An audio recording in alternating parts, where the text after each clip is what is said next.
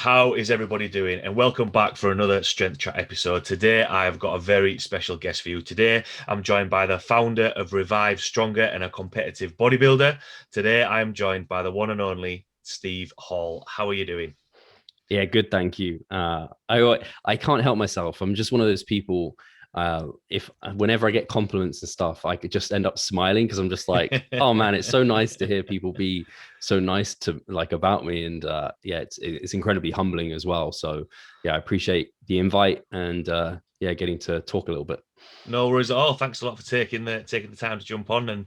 And before we sort of dive into the podcast, especially having listened to your own podcast, what's it like being on the other end rather than being the host? So it's interesting. Because I had a podcast yesterday as well. That I was the guest. So it's kind of crazy to be invited on podcasts, seeing as like I don't know, I'm used to being the one inviting.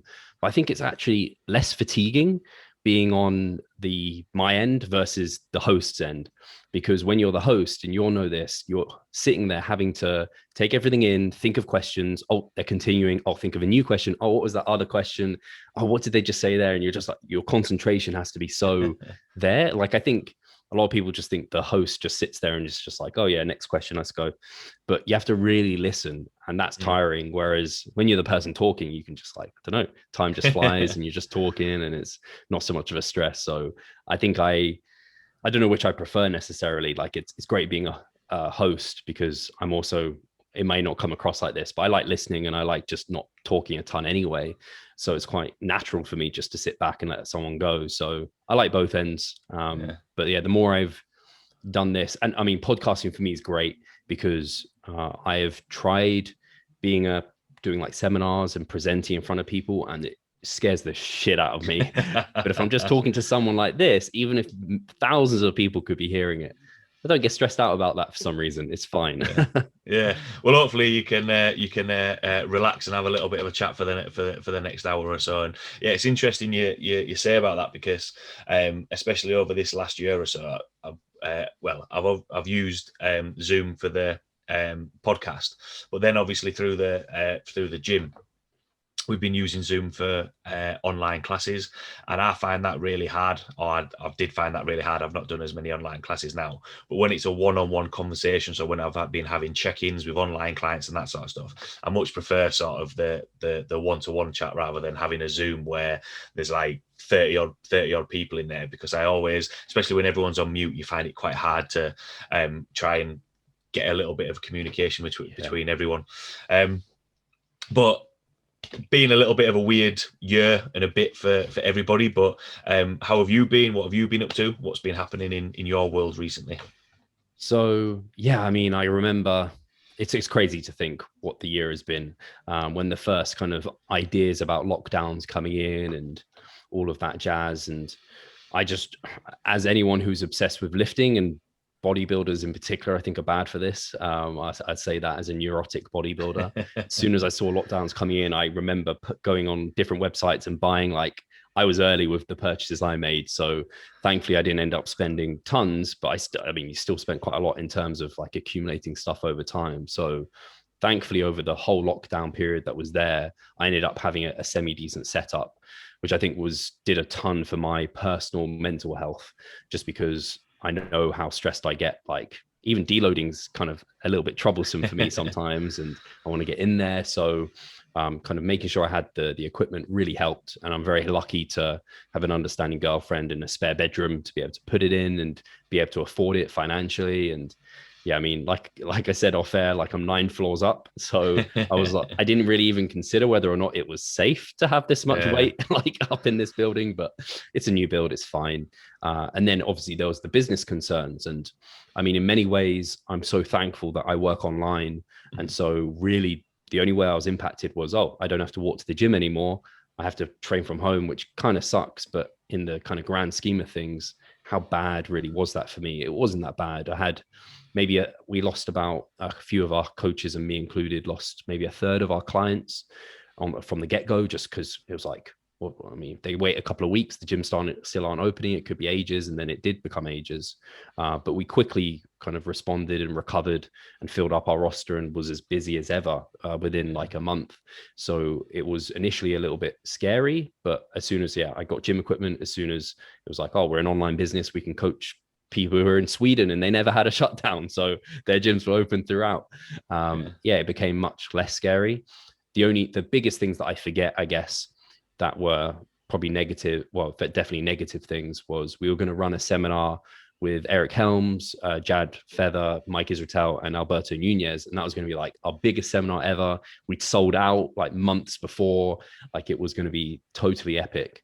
But obviously that got cancelled, and it's probably, we don't know, we're going to make a kind of a conclusion next month in May, whether or not it can go ahead this year. But I mean, it'll be 2022 then that it will have to go ahead if it can't go ahead this year, which kind of sucks. And then my contest prep. So I was looking to compete last year, and I kind of got to the point, I call it like my lower end settling point for like body fat, where the diet didn't bite yet. I was very lean for me. Like I'm a leaner individual anyway, in terms of I just settle at a leaner point. So I was pretty lean, but I was within shooting range of stage, and it was just like, oh, the shows got cancelled and then they got pushed back. And I was like, nah, I'm just not for this. Like I'm already like almost stage ready. I'm not dieting for like another 6 months in hope that I might be able to do a show. It just wasn't worth it. So it was an interesting year, but I think like me personally, I, in the grand scheme of things, came out of it really unharmed relatively.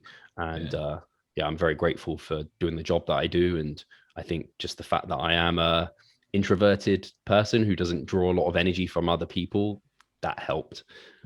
Oh, cool. With just touching on there, especially with being an online business, did you have, because I know obviously, when the gym shut down, there was kind of a lot of people pressed the panic button and was like, right, we need to do everything online now. Did you find as though you changed anything that you were currently doing? Or I know obviously you mentioned that clients left, but was that down to them having limited equipment? Because I know a couple of clients that I had were just like, look, after a certain point with limited equipment, there's not much that they can do. Or is there any things that you've sort of added to your toolkit a little bit more?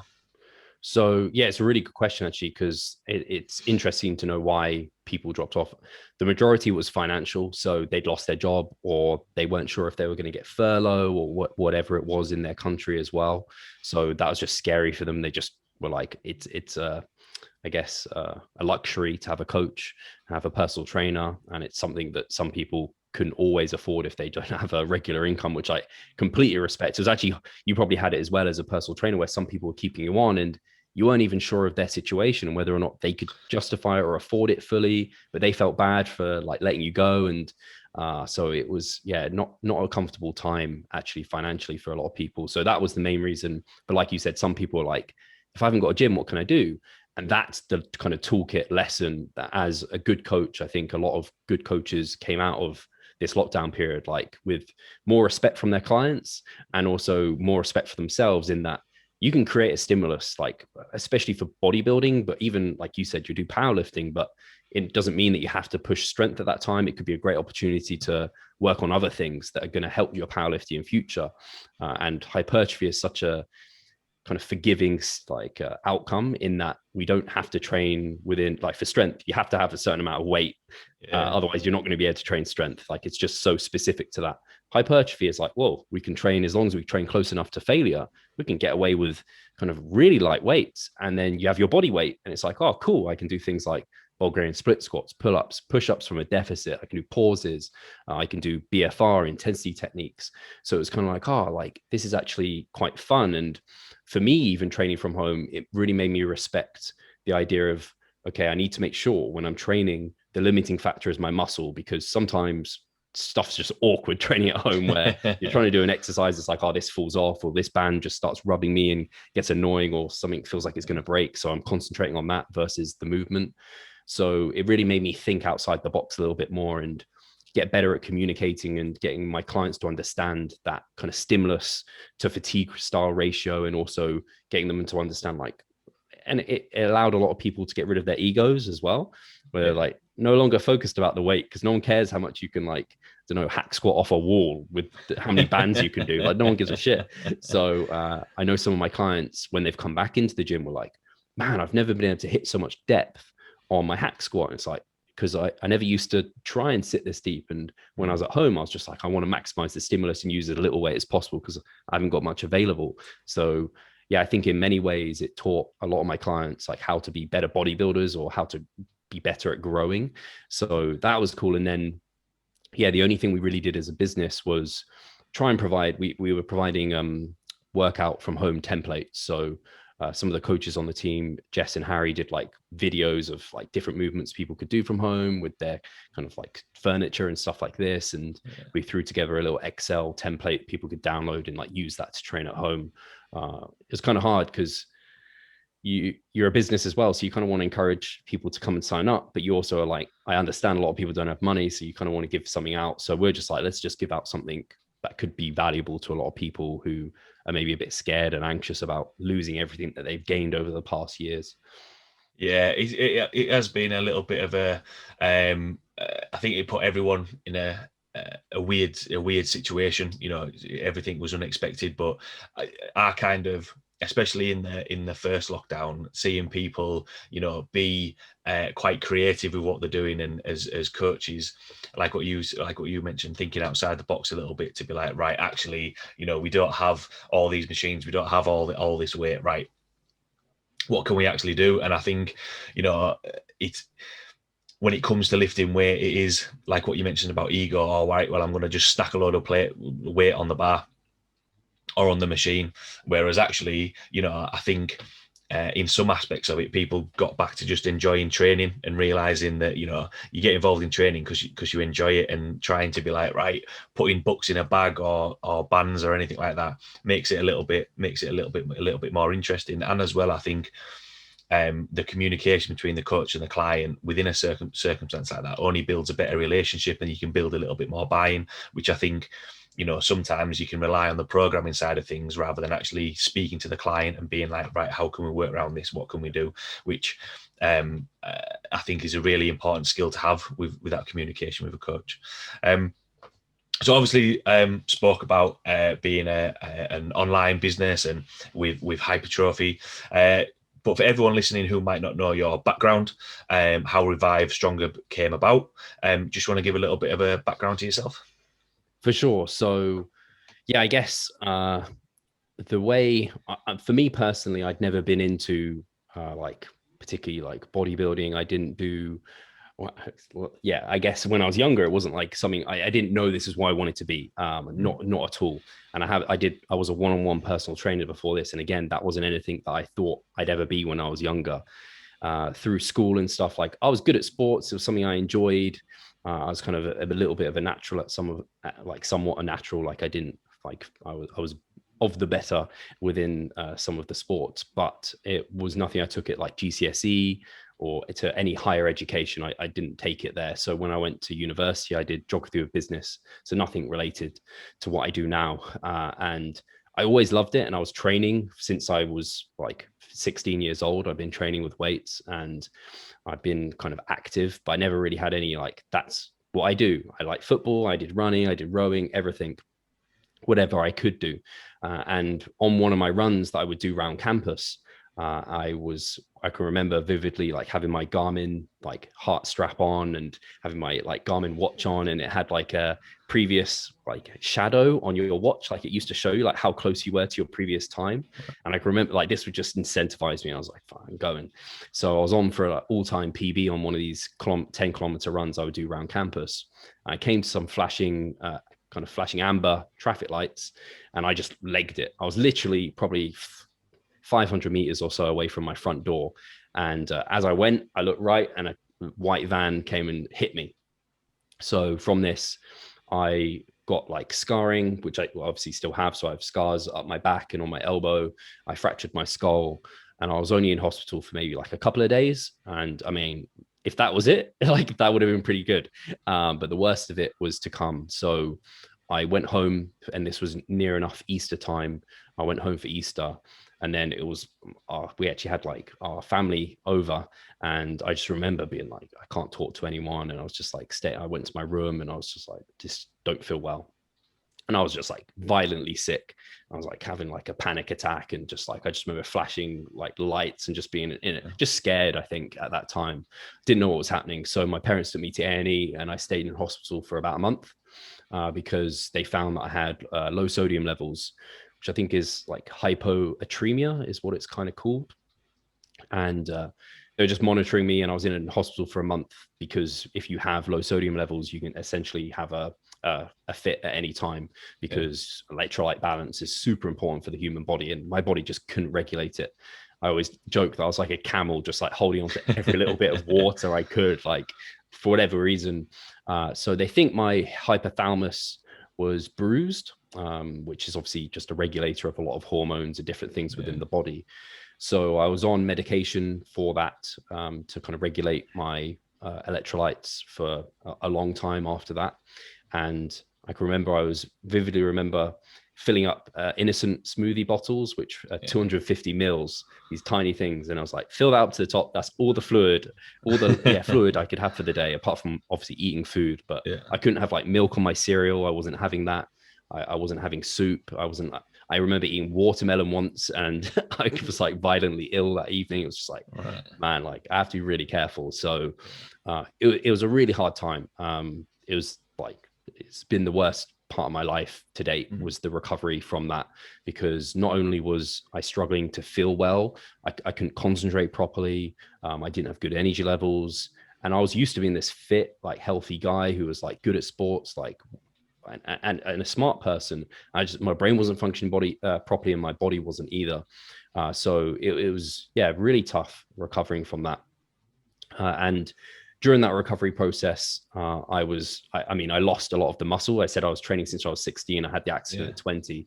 So I'd lost all the newbie gains in hospital. I came out like super skinny person. And I was on a fluid restriction. So I wasn't going out partying with people. So I ended up just kind of really isolating myself. I already said I was introverted, and I was kind of a shy individual. I was also bullied at school, which never helps. Like all these things, like I just went into my shell. Especially after the accident, I didn't feel confident enough to go and do stuff. So bodybuilding's great, because all you need is you, and you can go to the gym, do it in your own time, be on your own. And that's what I would do. And I remember going on like this fitness forum, and they were kind of advising me to go on this bulking diet. Like I was a hard gainer apparently. And I just was eating like tons. I remember I was on like 350 grams of protein, and this was me at like under 150 pounds, like eating double my body weight in protein. So I gained a ton of weight, lots of muscle as well, but got like not in a good position. And then I just started educating myself more and more. And I just started falling in love with the process of bodybuilding. And what it allowed me to do, and what I tried to describe where there was kind of feeling that sense of out of control, and bodybuilding allowed me to feel in control. It's like, I do this in the gym, I do this with my nutrition, I get this outcome. And I was like, that's fucking cool. And I was kind of just fascinated by it. So then in 2014, I simultaneously decided I'm going to compete in natural bodybuilding, and I'm going to become a one-on-one personal trainer. I self-educated on the weekends as I was working like an office job in London. And it was like, I'm either going to become a merchandiser for this kind of company, or I'm going to kind of follow my dreams and my passion, which is kind of becoming a personal trainer. So I did that together. And unfortunately, when you do contest prep, you get incredibly tired and fatigued. And I'm already a shy, introverted person. And as a personal trainer, as you'll know, you need to be kind of somewhat like talkative, and you need to be fairly confident and be able to talk to people well. These weren't skill sets I had. Very analytical, like looking at the data, and I had a good understanding of what needed to be done, but not communicating. So I just didn't flourish as a one-on-one PT, and I had no energy and didn't want to do it. So there were, though, kind of from surrounding schools that I also had gone to, people noticed me in that. I was like, this guy is like getting shredded. This guy, like I had a nickname, Compound Guy, because I was doing compound lifts. No one did compound lifts. Everyone was just doing like bicep curls and shit. So people were like, oh, like, what do you do? And I described kind of my training and my nutrition. They're like, can you help me with that? And I was like, oh, I can maybe do this online. Because at the time I had a coach who was helping me for the show, who was doing online coaching. I was like, maybe I can do this for these people. Yeah. So I started building up kind of a online roster, just like organically from this. It was never an intention to become an online coach. And I was like, oh, this is nice. I can sit behind a computer and I can just look at data, and I don't need to worry about like being on the gym floor that much. So I competed. And at the same time, after that, my business started to flourish, as I guess I had a social media presence and I was kind of vlogging and doing these bits and pieces. And people were like, oh, like this guy clearly knows how to lose fat and he has some muscle on his frame. So I guess people were like, oh, maybe he can coach me. So I ended up it essentially becoming my full-time gig. At that point, I transitioned out of my one-on-one PT job and became an online coach. And the Revive Stronger part of the brand name is from the accident. And kind of before the accident, I was actually quite healthy and well, but I mean, a couple of years after it, I was in the best shape of my life, competing in the bodybuilding show. Not a couple of years, it was more than a couple. It's like 4 years after it.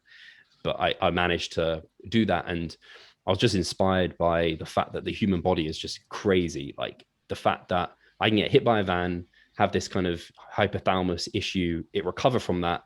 And then I can compete in a bodybuilding show, one of the most extreme sports you can do, take myself down to essential levels of body fat, recover from that, be all right. It's like, wow. Like if the body can do that, like I can help people because I have an understanding of what we need to do to get this done. So yeah, that's kind of the backstory of where Revive Stronger came from. And then from there, it's just kind of grown and grown, which has been really nice. Yeah, awesome. It's an awesome story in terms of, you know, the from where you were to you know, competing in bodybuilding is awesome. And I think from that, you know, I always like to ask the background question to get to, you know, and have the listeners as well who might not have, you know, I know for me, having listened to your podcast, there might be some people out there who haven't listened to your podcast or anything, but and we've seen that, you know, the content that Revive Stronger put out there, but to see that progression, it's one, it's really interesting that, exactly like you say, the human body going from there. And just from a coach's point of view, I always kind of believe that certain people will gravitate towards certain coaches and certain styles. You know, and it's not necessarily always the coach that shouts the loudest, or, you know, and all that sort of is necessarily the most effective. But do you think, you know, going through what you went through and the journey that you had, if you like, do you reckon, how did that sort of impact your coaching? And when people were coming with you and, I'm struggling with this, or, you know, this is an issue that I've got, how did that sort of impact your coaching and how you communicated with your clients? Yeah, it's really interesting because I think like a big part of coaching, as you said, and we kind of talked about it with the kind of pandemic, that empathy side, that ability to actually talk to someone, relate to them, communicate to them effectively. I don't know if that's something I always had or it's something I've developed and got. I'm sure it's something I've got better at, but I don't know if some people have it and some people don't. Like I just, you only have to watch like, it's really bad, but me and my girlfriend love watching reality TV sometimes. And I'm like, this person has no empathy. Like they don't understand how horrible they've been. I was like, they could never be a coach, right? Whereas people who like understand how other people feel and they kind of put themselves in their client's shoes, they can get such a great understanding for that. But you're completely right that that's the beauty of, especially like online coaching. You can put yourself out on social media platforms. You don't need millions of followers. You don't need thousands of followers. You just need like 10% from like a couple of hundred followers, and you've got a good client base there. And they just have to be people that relate to you. They relate to your story, your background. So I've coached a lot of people who have had like bad injuries in the past, who have struggled to move forward from that. And I've also coached a lot of people who have struggled with a lot of the guys I end up coaching, a lot of guys, particularly because I'm a guy, which makes sense. But they're guys who have been like skinny and then they've massed up and they've got over fat and then they've been kind of scared to mass again. I kind of term that adipose phobia, like this fear of gaining fat. And it held me back a lot in my history, and I completely got past it and like developed a reasonable physique. And I think a lot of younger guys, especially now with social media, they see all these people who are just like huge and ripped and shredded, and they're like, I can't go through this mass. I look terrible. Like, but it's like, how are you going to get there? So I'm really grateful that I can guide these people and just add a lot of value to their lives in that Yeah. they just feel way more confident, way more comfortable. They understand the process more. So I definitely, yeah, I guess I think part of me has always been just a sensitive individual, and always like just have an understanding about that sort of thing. So it helps me talk to other people like that.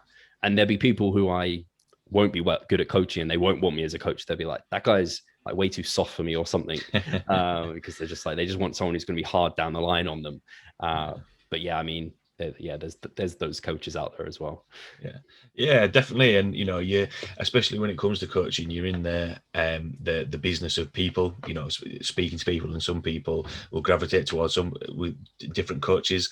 I know for me, especially, you know, I've got powerlifting clients and strength clients. I've got people that are coming for fat loss, some guys that are coming who just want to put on a little bit of muscle, and sometimes, yeah, when I'm putting the calibrated plates back or the powerlifting bars back, sometimes it's, you know, you can get a different impression of some people, whereas actually, you know, we said it, you mentioned it a little bit at the start about, you know, just being like listening to what they're saying, you know, being able to communicate a little bit more, and having that understanding, because essentially as a coach you're there to help people. And one of the key words I thought was good there is value. You know, giving them something they need to, you know, increase their confidence, because sometimes it can be quite nerve-wracking, or people can be unsure if they've, you know, especially with social media, seeing people putting muscle on and then being like, right, well, what am I doing wrong? And that kind of goes nicely into, I know I sent over a couple of the topics in mind, but especially having gone through that process yourself of, you know, trying to put muscle on, but then, you know, maybe putting a little bit of fat on at the same time, and then, you know, prepping for the bodybuilding competition. The benefits of using science, but then actual real world, you know, the bro science, if you like, of, you know, on the gym floor. How have you found balancing that, and where do sometimes people go wrong in terms of picking and choosing what they want to listen to when it comes to the science or the in the gym experience, if that kind of makes sense? Yeah, it makes complete sense. It's a great question. It's one I definitely relate to because I've been I don't know if I've been on both sides of the coin. I can't say I've ever been like pure out and out bro. Although when I first started training, there was certainly no science involved. Not directly. I wasn't thinking about what I was doing really. I just followed. I remember there was a personal trainer in my gym who was just like stacked, and I was just like, huh, how should I train? He was like, oh, if you can train 5 days a week, just train every muscle group like over those 5 days. So one like hit muscle groups once a week. So that's how I trained for a long time. And no wonder I didn't grow a bunch because science would dictate that probably not quite the best frequency and maybe wasn't doing enough volume and focusing on the wrong things there. Whereas for him, it maybe would have been great. So that's where a lot of trouble comes in. And that's where social media can be an issue because these guys or girls with amazing physiques, they might have got there one way that worked for them in their situation, but they try and apply it to everyone. And then when you're younger and you don't know any better, you look up to the people who are the top of the top. And you're like, oh, like if they're doing that and they're there, surely if I do that, like then that's where you end up doing Flex Magazine and you do Ronnie Coleman's workout because you're like, this is how I'm going to become Ronnie Coleman. No. So science is great because it gives you the principles behind training and nutrition programming. It allows you to have an understanding of, okay, so they're doing that program and it works for them because of their situation. But if I'm in this situation, I'm me and I'm natural, underdeveloped at the start of my training career, maybe I have to manipulate some of these things to make this program work better for me. So that's where the kind of the science and the education really helped. And for me, unfortunately, I don't have amazing genetics. So I couldn't get away with just train really hard, train myself into the ground and just eat tons of food or not eat tons of food. I ended up just like spinning my wheels for a long time. So like I said, I trained when I was like 16 to 20 and then I had the accident. Like for a good 2 years, I was basically just recycling my newbie gains. I wasn't seeing anything progress there. So to get past that kind of early intermediate stage to late to advanced, that's where you have to get a bit smarter about things. And nutrition is relatively simple. Like you get into a surplus, you get sufficient protein, you're doing almost everything you can do. There's obviously some nuance there and you can do some smaller things that are going to help, but you've got the majority there. But training is something a lot of people get confused about because even if you, and for me, when I was first educating myself about training, it was like, I'm just, all these books were about strength training. There was no hypertrophy specific book. We didn't have Brad Schoenfeld's textbook or Renaissance periodization. I mean, that hypertrophy book's only just come out. Yeah. So I found it really hard to like understand, like, how, like, why is 531 not great for hypertrophy? It's like, well, it's a strength-based program. Like, you can do boring but big, but maybe it's not the ultimate program for you for hypertrophy. So I did tons of experimentation. I did a lot of just copying, like someone like Matt Ogus, who I looked up to. I looked at what he was doing. I was like, he's jacked. So if I do what he does, it's going to get me jacked.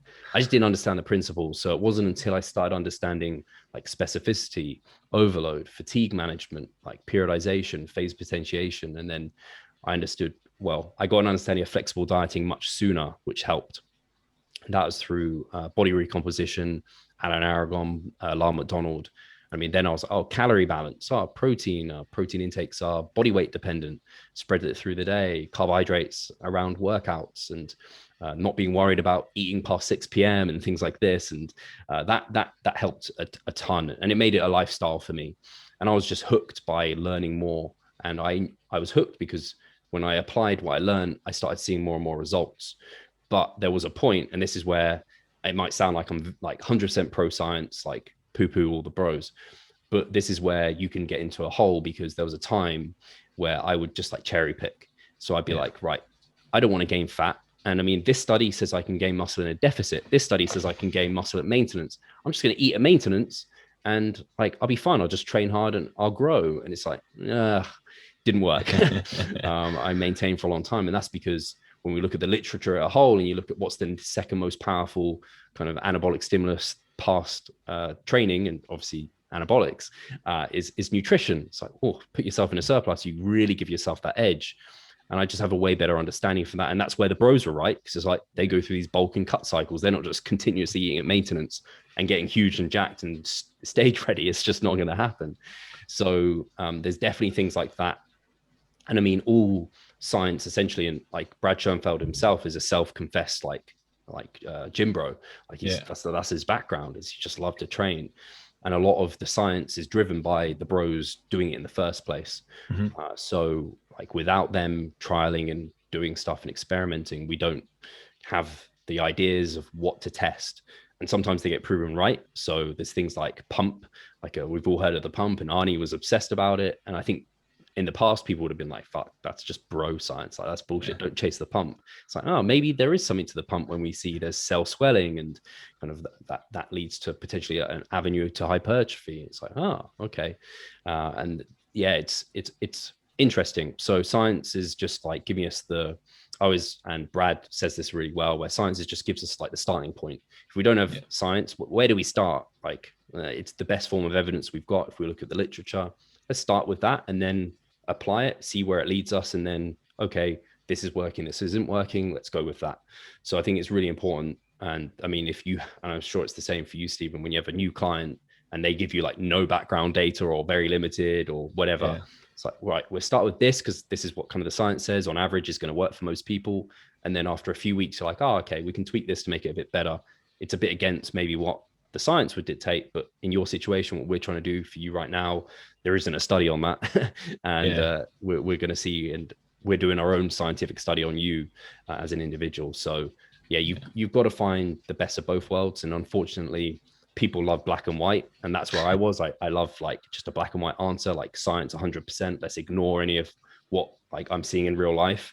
But the best and evidence-based practice is combining your experiences with the science. It's not one or the other. Yeah, absolutely. I quite like the way you worded that there. Then we're doing a study and an experiment on that one person, because sometimes when people come in, oh well, I kind of want to achieve this, kind of want to do that, and then it's like, right, having a little bit of a background of what they've done and having that baseline, exactly with the research saying, right, on average, this study, right, if we do the X, Y, and Z, we're gonna be heading in sort of the right direction. And there's sometimes like that, like I know from a powerlifting point of view, sometimes you look at technique, for example, and it's like, right, how we've looked at what should be happening, that's the wrong technique. Or some people who can cope with loads and loads of volume, and it's like, what is how are they being able to cope with that? But it's horses for courses. I think you've got to change that with the person.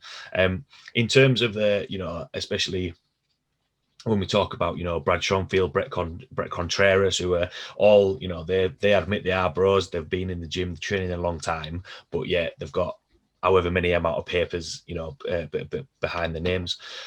What's your thoughts on, or why do you, or experience of coaches that are using science but they're not keeping up to date with it?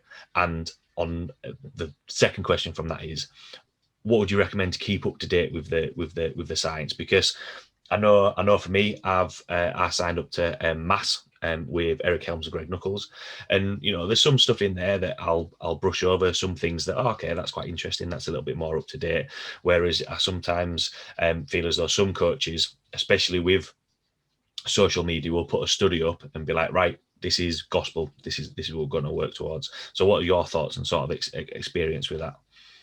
Yeah, it's a great question. I think we were recently asked something similar on the improvement season, where it's kind of like, what do you do as a coach to stay like educated and on top of things?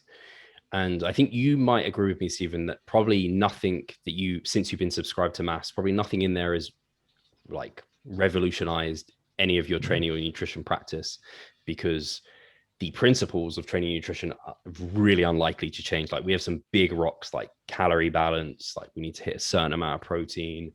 We know like creatine, for example, there's unlikely to be some like amazing supplement that comes out. It's just like, oh my God, like you have to be taking this. It's going to take ages for that anyway, because a bunch of studies need to be done. And then with training, it's like we have some really well-known principles now. And so I think there are people that will not stay educated, and I think that is a trouble. But I think once you get to a certain level of education, a certain level of understanding, you just learn so much through your clients, like you talked about before. Like it's your own experiment with your clients. And I learned tons through coaching people. I think it's really great at the early start of your coaching career, the first few years when you haven't got so many clients, so you've got tons of time, invest into podcasts, into certifications, reading books, get that baseline of knowledge, apply it on yourself, learn. And then once you've kind of got a very good understanding of it, spend more time learning through your clients, putting effort towards that. And then, yeah, have something like Mass on the side, I think is an amazing one. Like it's perfect. Like it's a godsend to be able to have that, where if a client's like, what do you think of, I don't know, this supplement, or did you see this paper? You can go in there and be like, okay, these guys I trust, they're evidence-based, they know their shit. They're going to talk me through the study. And now I can have that as a resource to understand it better for my client if they want to understand it, or we can choose whether or not we want to apply something. But yeah, it's the same as you. Like I have I'm subscribed to like the Examine members site, so I have access to all their supplements. But it's like, I mean, my recommendations are still just the core basic supplements everyone's known for years. It's only if something comes out where I'm like, I want to find out more about that. So very much for me, my education mainly comes through working with my clients now. Doing podcasts is great because I can ask the questions and dig into things I want to learn about. But even when I hold like debates and do those podcasts with people, it doesn't normally really change very much that I'm doing in the background. And if it does, it's a tiny little detail that at the end of the day is maybe like, who knows if it's better or worse, even like some of these things we're pinching. It's just like minutia at the end of the day. So yeah, it's nice to have like the Mass subscription, the Examine there, but past that, like you said, look at it each month. If there's a paper that like springs out to you, have a look at it. But otherwise I just use it as like, again, like maybe I will do a infographic or something on a paper that's come out. But again, like you said, there are people that are just doing this and they're just cherry picking a study. And it's like, oh, this study said this. It's like, yeah, but what is the whole body of evidence? And is that just one study, or like how many others have been done? How good was it? And I think sometimes people use it as just like a marketing tactic and it's a very well-known one, actually. Loads of like, you see that I always laugh when I see like L'Oreal or like makeup brands, and they're like using this science. They're like, oh, I didn't know there was so much science in my makeup. But it's like people just get sold on numbers and statistics and like fancy words and chemicals. So sometimes science can be used as a bit of a marketing tool in that sense. And I think unfortunately that leads to this sort of like posting up one study and it's like this at this. It's like, yeah, but what does that change? Nothing. Yeah, absolutely. I've had conversations with coaches I've worked with, and coaches and personal trainers that are in other gyms as well. And sometimes when you dive into some of the studies, right? Well, actually, what your who you're putting this out to compared to the study that was on. Like I had a conversation with one coach, and it was about the study was actually done in a hospital on obese women, and then that was trying to be put out there as like a blanket statement of, right, this is what everyone should do. And it's kind of, when you look into it a little bit more, it's kind of like, right, okay, well, I can see where you're coming from, but really that study's, it's maybe being a little bit misinterpreted. Of what it's actually being used for.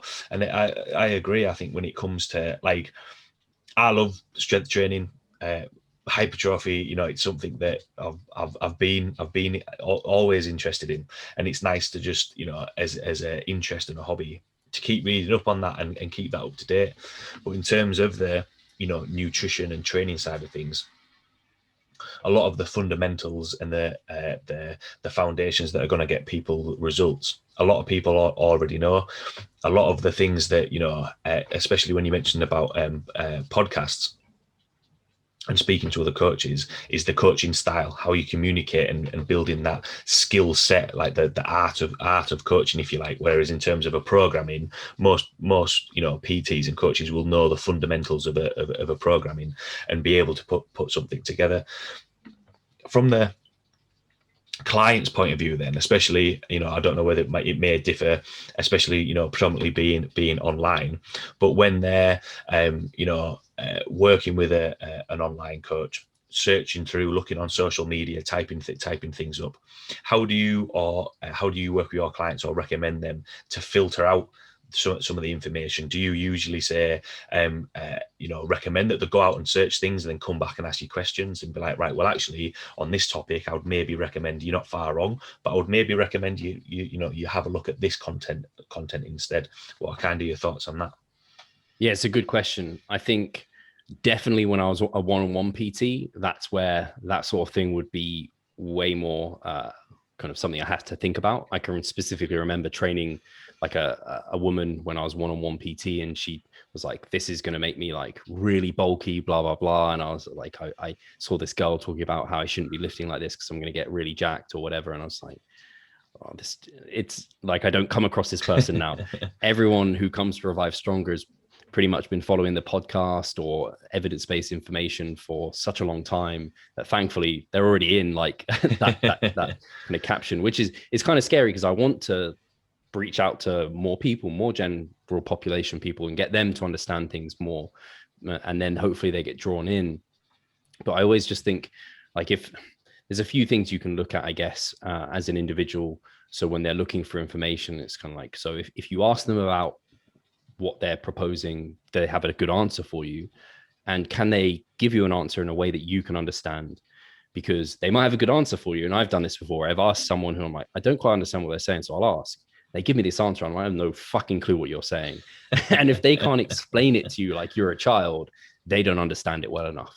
Yeah. And so that's where I think that's a great kind of fail-safe way to, like, if you see someone who's claiming to be an expert, first ask them a question. If they don't even answer you, or if they block you, or if they ignore you, then you pretty much have your answer. And if they answer it and they don't either have a good answer, or if their answer is just too complicated for you to really understand, then they don't understand that information well enough, or they're kind of like, the amount of, sometimes I see stuff and I'm like, I don't even understand, like, I don't know if that's true or not. Like, I just don't understand it. Like, and when that happens, I sometimes feel a bit worried myself. And then I'm like, man, if they can't explain that simply, I'm just going to, like, it's just, to me, doesn't seem like it's likely to be true, or they just don't understand it well enough. And so if they don't understand it themselves, then I'm not going to listen to them about it. So I think that's a good way of doing it. So yeah, if people, and then other people might just say in their answer, it's like their experience through themselves or their clients. And I think that's fine. But when people give you that answer, you can then rank it in like order of hierarchy in terms of how valuable is that information. That's essentially anecdote, which is like one of the weakest forms of evidence. Whereas if they give you kind of like better explanations, principles, they sound like they know their stuff, then it's going to be way more helpful. So yeah, I don't know if I gave you a great answer, because a lot of our, thankfully, a lot of our clients already, like, they listen to the podcast and that's like their source of information. I'm like, well, that's great. Not that I agree 100% with all my guests, but I agree with a lot of them to the most of the extent. Yeah, definitely. I'd just like to ask that question, because I know a lot of people might be, or a lot of people might be listening to this and thinking, oh well, yeah, do you know what? Actually, like, I've asked a question, and I didn't get an answer back from there. And how I liked it, because especially why I signed up for maths, is that being at university, you kind of get dived straight into reading studies. And it's been a long time since I read a study, and I think I went on even like Google Scholar or something like that, out of curiosity. And I was like, yeah, I don't know how to read through any of this. And the maths is really helpful, because it is literally just, someone writing a blog, an article, and being, this is what I thought. This is the pros and cons of it. And yeah, most people who have worked with me or trained me will realize I like to keep things simple. If it's simple, you can stick to it a lot more. And if you can explain it, you're not going to get confused. And I think sometimes, when people do ask, exactly like you say, when you do explain it, and it can be a little bit, it can be put in a simple way that they can understand. Oh, okay, that makes a lot more sense, rather than if you give a convoluted answer, you've got a lot more questions than actually answers. And probably the following on question is flipping back to the coach's point of view. What are your thoughts on just saying, I don't know? Do you think sometimes coaches and personal trainers are, and when we say about cherry picking studies, do you think sometimes coaches and PTs are a little bit worried about saying, yeah, do you know what, actually, I don't know the answer, I don't have any experience of that, but I'm going to go find out for you, and let's try it. Going back to that analogy of, right, we're going to do an experiment on you as a client and see what's going to work best for you. Yeah, I think that's great and an absolute must, because I've been there where I wanted to have all the answers, and the more you know, the more you realize you don't know. And you said it really well, where you're not a researcher. To be a researcher, you need to be like in the field for a long time, have a certain level of education, understand how to read studies, understand like what certain words even mean, and what certain measurement things and statistics. And it's like, I can't do that. I couldn't be the best coach I can be to also do that at the side. Like, it's too many hats to kind of juggle. Yeah. We're coaches. That's the best we do. We're practitioners. So what we can do best is, okay, look at the researchers. What are they telling us? Oh, maybe as a practitioner, now I can implement that in a better way than they can. And that's where we can really help, like you said, dumb things down a little bit.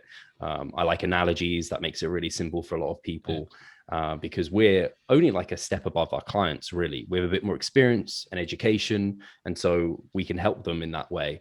And then there will be things that I've definitely had it where people will ask me, and I'm like, that's out of my scope, or I really don't know. And like you said, it's great if you can say, I don't know, but I'm going to try and find out for you.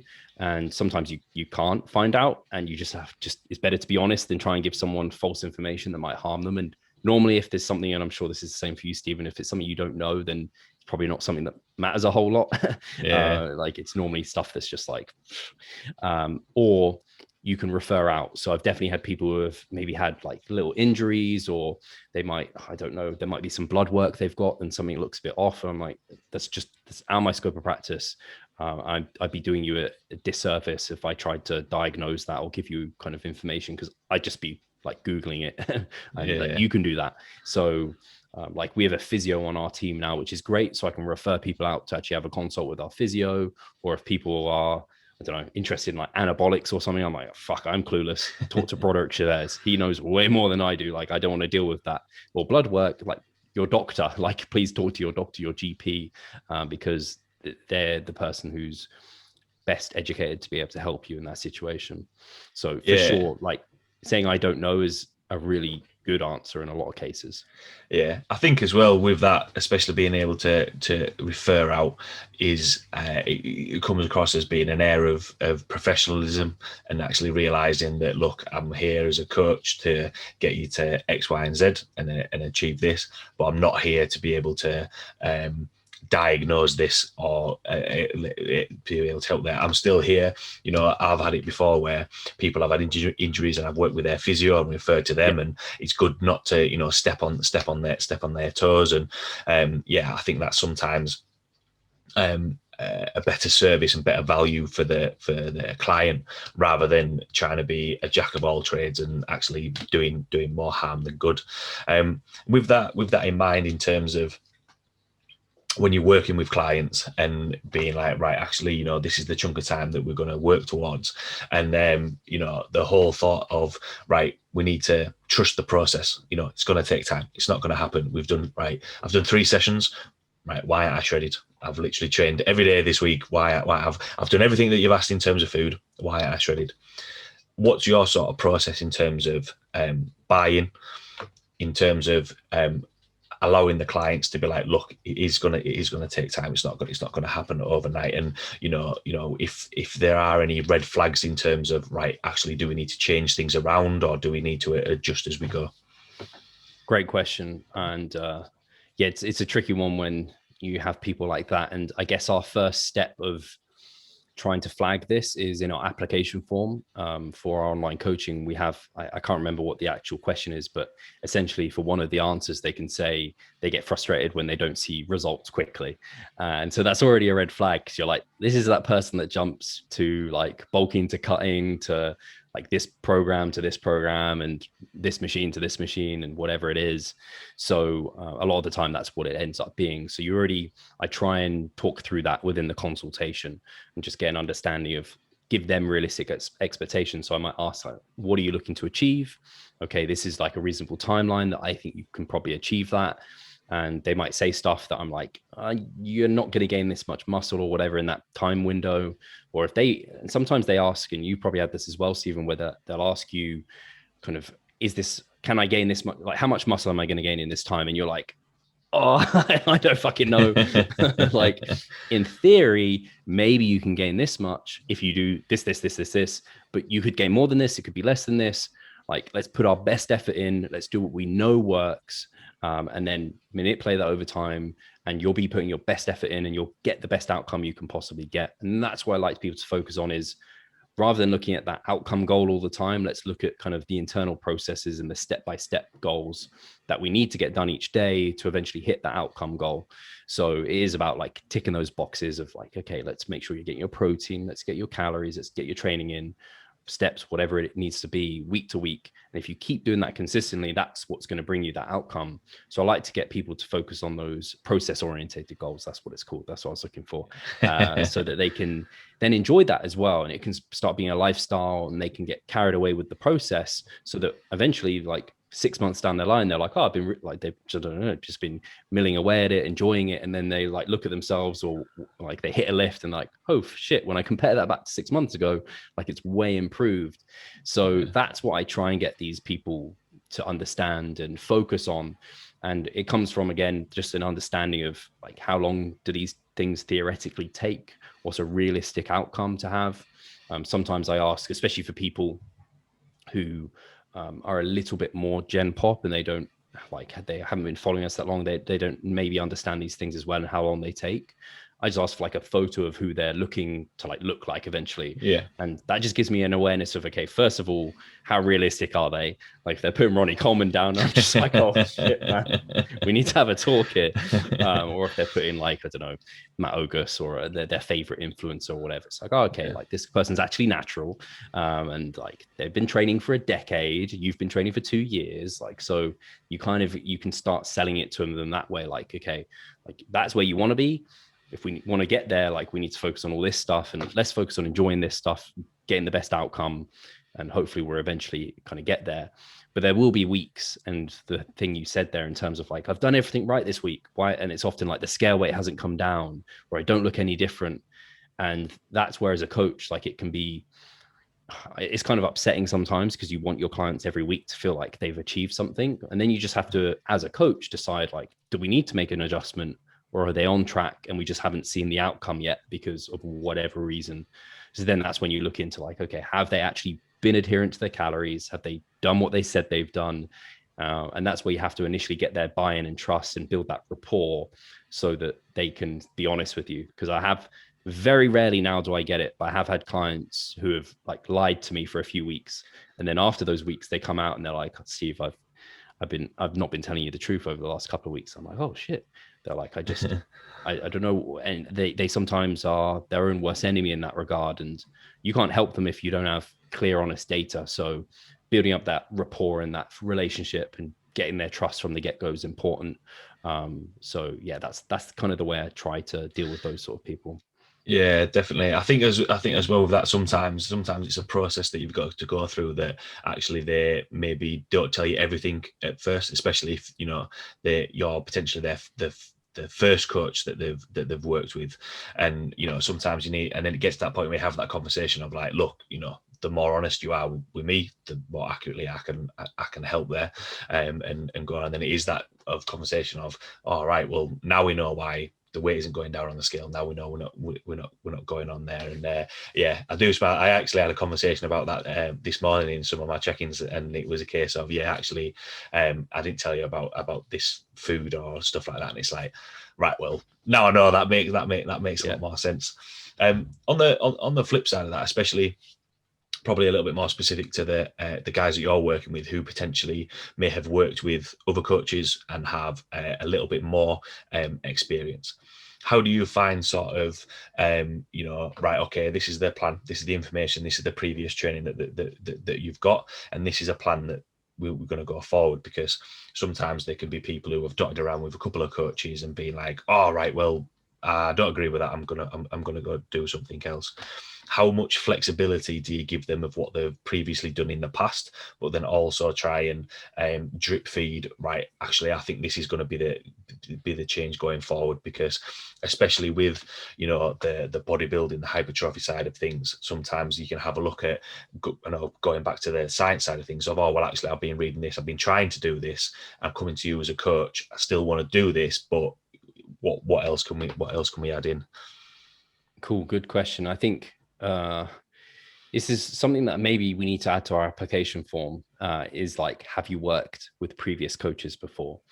And maybe like how recently and how many coaches in the last year, because it's a big red flag for me. And I've seen it. We've had clients come to us and they've left, and I see on their social media, they've gone with this coach. And then a month later, they're at this coach. And I'm like, no wonder they didn't stick around, because there is that individual that's just searching for that silver bullet the whole time. They just want that secret that maybe this coach has or this coach has, and they seem to coach differently. Let's go with this person, and they infuriate the hell out of me, because you'll know this. Like, to get great results and like big results with someone, physically, mentally, everything, education, you need to have like 6 months plus with someone. If someone's sticking around for just your minimum time, whether that be 1 or 3 months, like just not a lot's going to happen in that time. You're not even built like a really like solid relationship with them necessarily in that amount of time either, especially if they're that sort of person that seems hard to sell to as well and hard to kind of earn their trust. So it's always a red flag when I hear of someone having several coaches, especially recently, because I'm just like, what are you looking for? Because and especially if I know any of the other coaches, I'm just like, I know they're a good coach. I know they're going to have been doing things where you will have been getting results. Like, was it their personality? Was there something that didn't click? Fine, if it's personality, whatever, that's fine. But often they're just looking for that secret that someone else has. And oftentimes they'll just be disappointed, because a lot of good coaches use the same fundamental principles. There's just like little programming tweaks that maybe that are a bit different. But I certainly have, and normally in the consultation, I'll kind of talk them through, what does your nutrition look like? How do you normally program that? And then I'll describe kind of what my process is. Normally nutrition is like very simple. It's unbelievable how many people now do like MyFitnessPal, flexible dieting, that sort of approach. Sometimes they want to do like intermittent fasting or have like higher calorie days, lower calorie days, where maybe I wouldn't. But that's where I'm flexible enough to be like, yeah, that still ticks off the principles of protein, calorie balance, or you're prioritizing carbs around your training. I think it might not be quite optimal, but if that suits you, that's totally cool. That's awesome. That's great. Training is where maybe it diverges a little bit more, where people have like more extreme differences with their programming. And again, I just explain like, do you know relative intensity? Have you used RAR before? Are you looking to learn about like volume landmarks? That's kind of how I like to approach things. Yeah.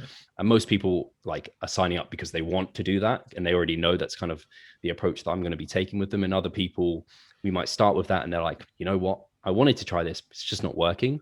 So then we're kind of trying to find a middle ground where I'm like, I don't want you to just like, I don't know, they want to train to failure, super low volume. And I'm like, maybe I think you're going to struggle to see the best results with that method. Can we find a middle ground where maybe we start closer to failure with less volume, and then we eventually hit failure for like a couple of weeks?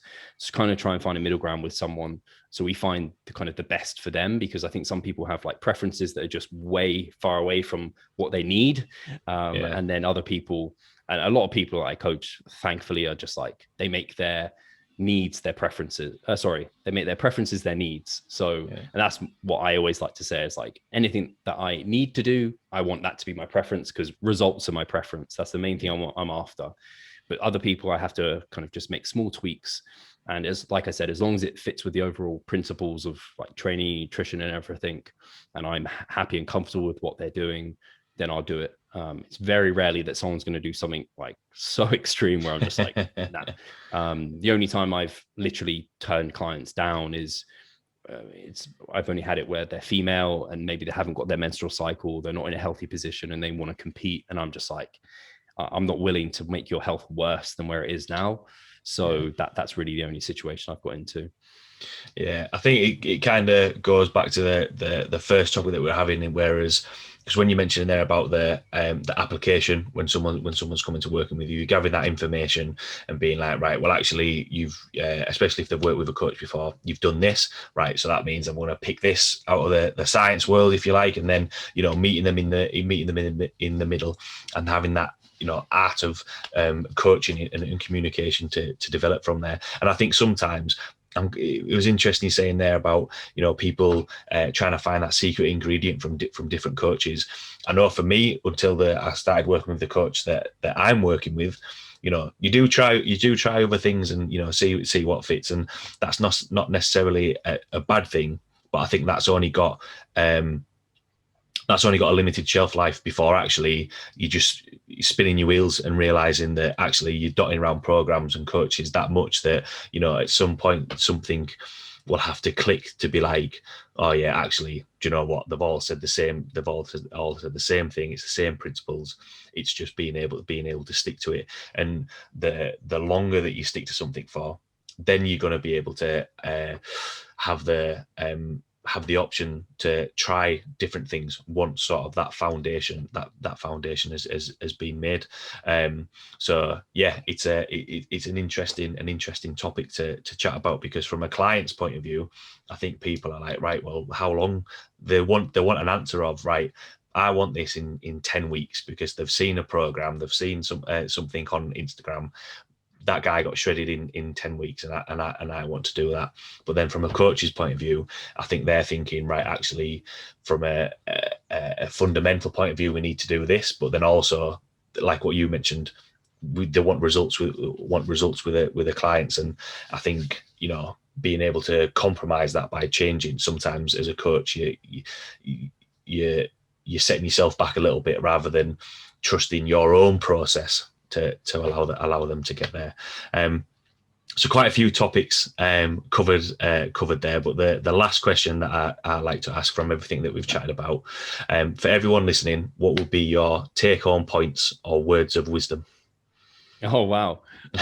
So yeah, I guess a lot of it has been talking about kind of coaching and getting the most from clients in that sense. And I think for me, it all boils down to like, you don't have to be the smartest, most educated coach. That's not what makes a coach. Being able to communicate effectively, and this comes from a client as well, like communicate with one another effectively, be open and honest, and talk things through, that's kind of the hallmark of coaching. And as a coach, you want to build your clients up, but be honest with them and like tell them how it is. And then as a client, you also, if you have questions, expect them to be answered and kind of have those answers there. Don't just like sign up with a coach and expect them to have the silver bullet. Ask them, kind of question them, understand the process. And likewise, as a coach to your client, like make sure that they feel like they can trust you and build that rapport. So yeah, I'd say communication is just like the hallmark of effective coaching. Yeah, absolutely. And, we touched on it a little bit at the start that communication doesn't have to be shouting across the gym or screaming in the face saying put more weight on. Don't get me wrong, I've seen coaches like that in the gym, but equally, there's other coaches, and myself included, that'll just have a regular volume conversation with people. And I think that's one of the big things that I think sometimes can be misinterpreted, that actually, you need to be speak to the client on their level, or where they're at. And equally, I've had clients who they're coming to the gym and they're bouncing, and then they sort of pass that energy on to you, and then you started being a little bit more energetic. But yeah, I think communication is really important.